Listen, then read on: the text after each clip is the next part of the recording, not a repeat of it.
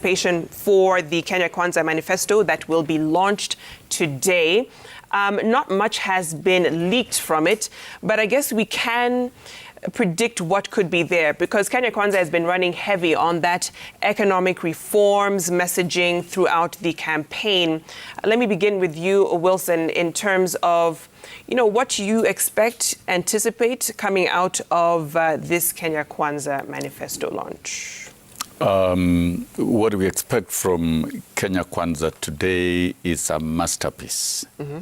It is a promise to the people of Kenya to change our economy, transform our economy, and take it from what we call capture of the economy by cartels that have never allowed the ordinary mwananchi to play their roles in driving the economy. And so if you look at what we have been talking about, the bottom-up economic model, it's not a new thing. It's a revolutionary thinking that has been practiced in various democracies, which in the end guarantees what we call social equality, economic equality, and justice for the people. We cannot have an economy where 60% of the citizens are living below poverty line and a few individuals, cartels, are controlling the economy and controlling the taxes and controlling the resources. Yeah. That is why we are saying right after independence, for the last 59 years, we are making a radical departure of shifting completely from the trickle-down economic model that has not worked. It has impoverished many Kenyans and created very few rich people who control the economy. Yeah. And this group are cartels. And these are cartels that even are evading taxes and evading taxation. And we are saying everybody will have to pay taxes without exceptions. And therefore, the unveiling of our model is work that has been done in a very intensive manner, in line with the Constitution Article 10 of public participation. We did not give ourselves a constitution for window dressing purposes. We gave ourselves a constitution so that we can implement, so that the people of Kenya can fulfill themselves. So our team, Kenya Kwanza, and that is why we've christened it Kenya Kwanza. It's not about William Ruto. It is not about Rigathi Gachagua. It's not about Musalia Mudavadi. It's not about Wetangula. It's not about all of us.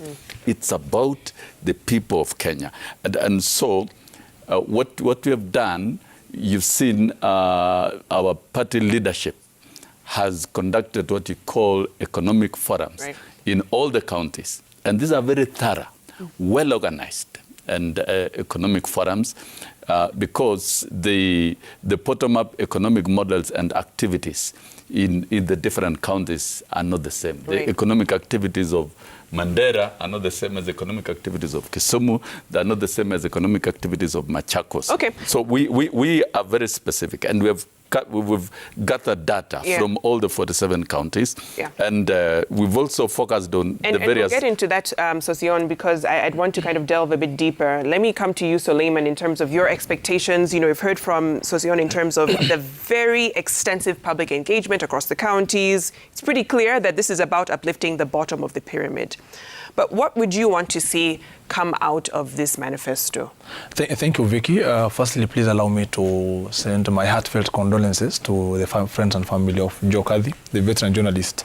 I managed to have interacted with him at a point when I was so much keen on freedom of press freedom. Away from that, with respect to what is happening in our country and with respect to the launch of the manifesto of Kenya Kwanza today, Vicky, I can assure you, we have had the manifesto launch on the part of Azimio la Umoja. The issues would more or less be the same. but the approaches will be different. At the moment, in our country, we are grappling with three core issues: the poor economy, the issue of high cost of living, and unemployment. And I think these will be the three issues that will be at the very central of the manifesto that will be launched by Kenya Kwanza. And I think I agree with Honorable Sossion, because Kenya Kwanza has been going around the country. At some point, it has initiated the aspect of signing charters with sector-specific entities, trying to see what the interests are. So we expect this to be a culmination or a document that will encapsulate all those interests of the various groups. But I think, you see, Vicky, one of the things that we expect is to have a manifesto that will be very specific, that will be well detailed, that will tell us how they are going to address the social inequalities, the problems that Kenyans are grappling with. And it ought to be measurable. It should not be just a document that we are used to, all along. I appreciate the document that has recently been launched by the Azimio la Umoja. It was quite reasonable. It resonated with the problems that the people of Kenya have been grappling with. And we equally expect on the part of Kenya Kwanza today, as they launch their manifesto, to equally give us a manifesto that the people of Kenya will be so much interested in, excited about, and one that, from the look of it, will be able to solve their problems. Vicky, if we ask ourselves what is the rationale behind having a manifesto, it is about these presidential contenders telling us in advance, if you give me the opportunity to serve you, this is what I wish to do. This is the policy innovation that you expect on my part. So it is something that if today we look at the manifesto, if we look at a manifesto that has been launched by the two, expecting that by tomorrow we'll be able to make a decision, we shall be able to tell a populist government from a dictatorial regime just by the sheer look of the manifesto that shall be launched. So we need to give a lot of credit to the presidential contenders for going their way and putting up a very important instrument that is called manifesto. It is something we're looking up to, but I assure you the issues that will be central to what will be launched will more or less be the same. I think the only differences will be the approaches, because the problems Kenyans have been having all along been the same. In 2017, we were talking about the question of unemployment, high cost of living, poor economy. This has been the historical issue that we are grappling with. All we are expecting is, what approach would you give us this time round to address that? Interesting. So you're saying we're having the same perennial issues, so execution will be what kind of sets these two manifestos apart. Kevin, let me bring you in, because Suleiman has said it needs to be reasonable, it needs to be specific, it needs to be implementable. But, as we look at the history of this country, manifestos are seldom adhered to. When you're looking at, the anticipation for this manifesto, expectations, what are you looking for? And even in terms of implementation, what needs to be done to actually make it come alive? Should any of these two front runners be voted in come August 9th? Thank you so much, Victoria. And I want to agree with Suleiman to the extent that what will make a difference in the manifestos is going to be the approaches that the different contenders are going to adopt to be able to inform their delivery. Because in fact, if you look at the kind of conversations that have been going on, a lot of the issues that Kenyans are going through have already been canvassed. We know what are the concerns that Kenyans have and what really, in my view, need to inform the kind of conversations and narratives around the election that is upcoming in about 39 days. And so if you look at, for instance, the kind of issues that Kenyans are grappling with today in the context of COVID-19, Kenyans are looking forward to a government that will be able to respond to the issues of the economy, the high cost of living issues, the fact that over 2.8 million young people are unemployed, and our institutions of higher learning keep churning out almost an unequal number. The fact that industrialization, manufacturing, companies are closed down in our country, and so families are going without putting food on their tables. Kenyans are looking forward to that kind of a government that will be able to guarantee farmers fertilizers and ensure that once you have production from your farm, the value chain is complete to the level of getting to the market. So Kenyans are looking forward to a government that will be able to respond to their needs. And much more fundamentally, Victoria, is that Kenyans are also looking forward to that government that will be able to enhance their social cohesion mechanisms, because Kenya is a deeply divided society. And if you look at the manner in which our elections are done and conducted, where Kenyans are actually equated based on either where you come from or the number of votes that you can be able to bring to the table. And this is something that really baffles and disturbs Kenyans every single time, because before elections, largely and naturally speaking, we are friendly, we love each other, we move on our businesses without necessarily looking at which kind of politician is going to divide us. So Kenyans are also looking forward to that individual, those individuals that are going to be able to remind us about the words of our national anthem, to be able to enhance peace, love, and unity. And Kenyans, therefore, will be looking forward to seeing the kind of manifesto that Kenya Kwanza has. Of course, I like the aspect that they've been going around the countries. It is expected that by constitution, you involve people in a public participation mechanism. Of course, I have been one of those very serious contenders of the fact that, yes, you can go around the country, but the political goodwill, the commitment to actually implement what the citizens have said. And in most of these conversations, if you look at the cadre of people that have been selected to speak, that have been selected to bring forward the concerns, the question then that begs is, where is the philosophy of bottom-up within the manifesto of Kenya Kwanza?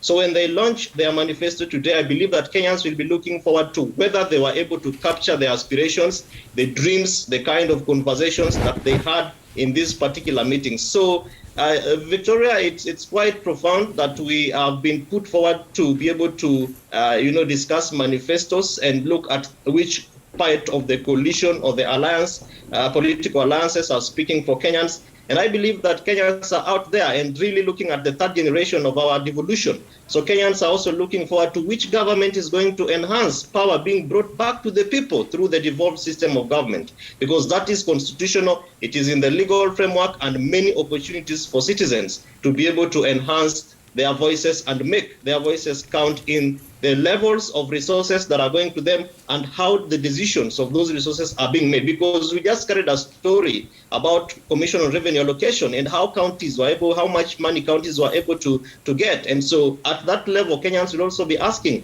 which government is willing to ensure that our voices also count in the decision-making processes of our affairs at the county level, and also the resource management aspects at that particular level. Victoria.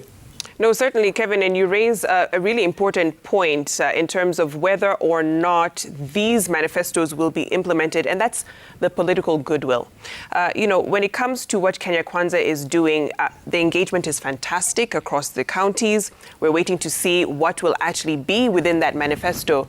But should Ruto come into office, how does Kenya Kwanza intend to implement that manifesto? Yeah, we are not just engaging in public participation for the sake. We are also developing the framework of action for each of the counties. So these are not just mere symposias and discussions. And a manifesto must be realistic, attainable, and measurable. And also it should be time-bound with specific outcomes. And the economic teams and all the teams that we have in Kenya Kwanza are alive to these expectations. And I would wish to state also that a manifesto, when you are electing a president, number one, you are first electing a manifesto. You're giving the people the right to choose a manifesto. So that on the basis of that, when a president is elected, that manifesto automatically converts itself to be government policy that must be implemented within the time period of the president. And that is what all Kenyans should understand, so that as they make decisions, they should look at the manifestos properly. And other than consultation that the counties you've had about the charters are specific and are concerned about the specific programs within that particular sector. They're concerned about the budgetary requirements and also the timelines in terms of action. So this is the most robust and comprehensive engagement that we've had. And it is going to be very simple to understand. It's not generalized. We would not like to take Kenyans for granted by taking them through through generalities. And we have also identified the weaknesses, why previous models have not worked. Trickle-down models have not worked in the past, where resources are retained at the top and programs are dictated in doses downwards. That has not worked. And that is why we are saying the resources must be taken to the bottom and directly, and programs directed to the people so that people are able to participate effectively in the economy. And whether the president-elect will implement this, it is not an option. And that is why we are committing the president to sign the charters, and all the 47 county charters shall be signed, and the charters with specific sectors, so that the political goodwill is there. And we are developing the programs, the timelines, and the budget. Okay. And let me come down to the specific things that have been looked at, and even the key highlights that have been talked about, because the manifesto is talking about the issues that we've promised Kenyans. Right. Number one, we want to reconfigure our economy. Our economy at the moment has focused almost all the resources on capital development, where you are building roads, you are building railways, and this does not convert into any meaningful financial gains to individual Kenyans. And if you do that, if you over-concentrate resources in an impoverished country where the cost of living has been pushed up, the cost of petrol, the cost of everything, Kenyans are unable even to buy sugar, basic commodities, to buy basic food. So we shall have to reconfigure and direct resources to production sector of the economy. Production sector.